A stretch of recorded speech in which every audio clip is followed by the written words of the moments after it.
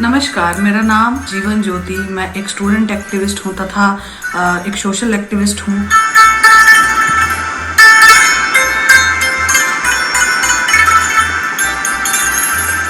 जो आज की अगर मौजूदा निज़ाम की बात करें तो कहीं ना कहीं मुझे लगता है कि जो नौजवान है वो बिल्कुल भी खुश नहीं है आज के निज़ाम से। वो ज़रूर तब्दीली चाहता है, क्योंकि आज के समय की अगर बात करें तो हम ये देखने को मिलता है कि जब भी पार्लियामेंट के अंदर कोई भी सेशंस होते हैं या कुछ भी, तो ऐसे जो बिल हैं, जो एंटी पीपल हैं, जो एंटी फार्मर्स हैं, जो एंटी स्टूडेंट्स हैं, ऐसे बिल पार्लियामेंट के अंदर पास कर दिए जाते हैं। वही हमारे मिनिस्टर्स, वही हमारे एमएलएज ऐसे बिल पास करते हैं जिन्हें उनके बारे में कुछ भी नहीं पता होता।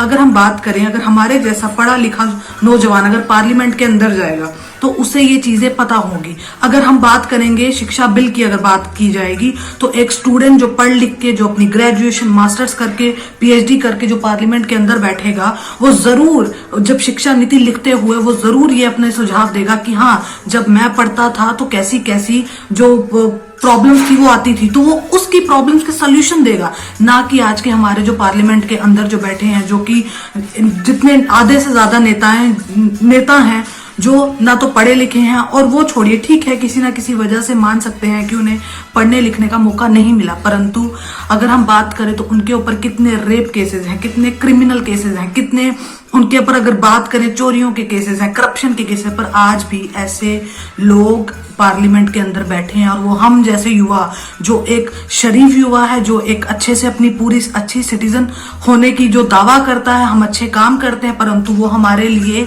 पॉलिसीज बनाते हैं, जो कि एक सबसे बड़ी इस देश की मुझे लगता है कमजोरी है। ऐसे युवाओं को आज जरूर हम लोग चाहते हैं कि कहीं ना कहीं ये तब्दीली आए। जब भी पार्लियामेंट के अंदर जब भी कोई बात हो तो पढ़ा लिखा युवा वहां पर जाए, ना कि वो लोग जाए जिनके ऊपर ऑलरेडी 20 से 25 50 क्रिमिनल केसेस लगे हैं। अगर हम आज की बात करें तो क्या इस देश में हिंदू मुस्लिम नहीं हो रहा? क्या इस देश में हमें अच्छी हेल्थ, अच्छी शिक्षा क्या मिल रही है? मुझे नहीं लगता कि मिल रही है। आज अगर हम देखें तो कितनी चीजें प्राइवेटाइज हो गई हैं। अगर शिक्षा की बात करें या फिर हेल्थ की बात करें या फिर एम्प्लॉयमेंट की बात करें, क्या हमें एम्प्लॉयमेंट मिल रही है? हमें बिल्कुल भी एम्प्लॉयमेंट नहीं मिल रही है। तो आज का जो युवा जो है वो एम्प्लॉयमेंट चाहता है, वो अच्छी शिक्षा, अच्छी हेल्थ केयर, वो चाहता है कि इस देश में अच्छे लोग आए, अच्छे नेता रहें जो हमारे लिए पॉलिसीज लिखें। और आज के युवाओं से मेरी तो यही अपील है कि आप जरूर पढ़िए, लिखिए, आगे बढ़िए और इस देश को आगे बढ़ाने की कोशिश कीजिए। और आप जैसे युवा ही मुझे लगता है कि पार्लियामेंट के अंदर जाइए।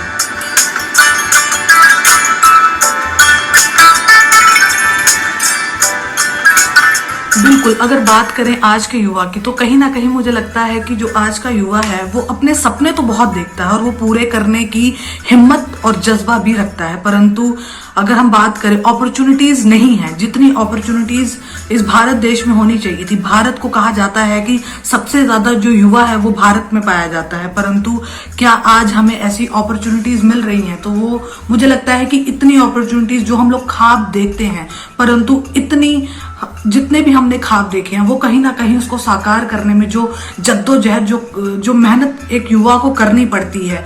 तो मुझे लगता है कि अगर सरकारें कुछ ऐसी पॉलिसीज बनाएं, कुछ ऐसे बिल पास करें कि जब उनको ये पता चले कि एक युवा, उसके सपने हैं, उसके सपनों को साकार करना है, क्या सरकार जिम्मेदारी लेगी? मुझे लगता है कि सरकार को जिम्मेदारी लेनी चाहिए युवाओं के सपनों को साकार करने की। क्या सरकार ने बोला कि हाँ, अगर कोई युवा लोन लेना चाहता है, कोई अगर वो बिजनेस स्टार्ट करना चाहता है, तो क्या सरकार बिना गारंटी के उसे वो लोन देगी?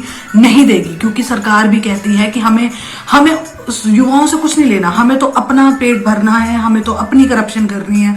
परंतु मुझे लगता है कि आज युवा जो है वो बहुत सशक्त है और उस युवा को डट कर, अपनी हिम्मत करके, जज्बा करके आगे बढ़ना चाहिए। अपने सपनों को साकार करने की कोशिश जो है उसे उसमें लगे रहना चाहिए। परंतु हाँ, एक चीज ये भी हमारी सरकार से गुजारिश है कि आप प्लीज, युवाओं के अंदर बहुत साहस है। भारत का जो युवा है वो बिल्कुल सोया नहीं है, जागा हुआ युवा है, उसमें जज्बा है, हिम्मत है। आप प्लीज एक अच्छी अपॉर्चुनिटीज लाइए, आप हमें बताइए, आप हमें गाइड कीजिए। क्या सरकारें किसी भी हाल में क्या युवाओं को मदद करने को तैयार है? नहीं है, परंतु आज उन लोगों को चाहिए कि युवाओं के साथ डटकर खड़े रहें, ऐसी पॉलिसीज बनाएं कि युवाओं को फाइनेंशियली भी, इकोनॉमिकली भी और हर एक चीज से उन युवाओं को जो है वो सशक्त सशक्त किया जाए, उन युवाओं के साथ जो है वो सरकार कदम से कदम मिलाकर उनको एक अपॉर्चुनिटीज दे, जॉब्स निकाले। इतने सेक्टर्स हैं जहां पर आज भी जॉब्स नहीं है और आज की प्रेजेंट गवर्नमेंट जॉब्स निकालने की बजाय वो और ज्यादा जॉब जो है वो कम कर रही है। तो ये एक सोचने वाली बात है। तो जो युवा वर्ग है, मुझे लगता है कि उसे पढ़ना चाहिए, लिखना चाहिए, संघर्ष करना पड़ेगा ताकि अपने सपनों को जो है वो साकार कर सके।